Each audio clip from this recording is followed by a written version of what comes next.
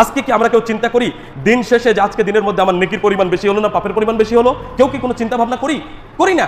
কিন্তু দিন শেষে 70 বছর বয়সে মরণ হয়েছে, 80 বছর বয়সে মরণ হয়েছে, 60 বছর বয়সে মরণ হয়েছে। এই দীর্ঘ সময় দুনিয়াতে যে কর্মগুলো করেছি আমরা, সেই কর্মগুলো যখন আমরা স্মরণ করব আখিরাতে, তখন আমরা নিজেরা লজ্জিত হয়ে যাব, কেননা নেকির চাইতে পাপের পরিমাণটা বেশি হয়ে গেছে।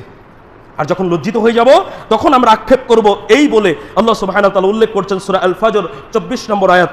তিনি বলেছেন এইভাবে, ইয়াকুলু ইয়া লাইতানি কদ্দামতু লি হায়াতি, মানুষ বলবে আমার এই জীবনের জন্য, হায় যদি আমার এই জীবনের জন্য অগ্রিম কিছু প্রেরণ করতাম, পাঠাতাম, অর্থাৎ আখিরাতের জন্য, আখিরাতের জীবনের জন্য, আমি আমার জীবনের জন্য জান্নাতের সুখ শান্তি ভোগ করার জন্য, জাহান্নাম থেকে বাঁচার জন্য আমি যদি অগ্রিম কিছু প্রেরণ করতাম, পাঠাতাম, তাহলে আজকে এই কঠিন লজ্জার সম্মুখীন আমাকে হতে হতো না।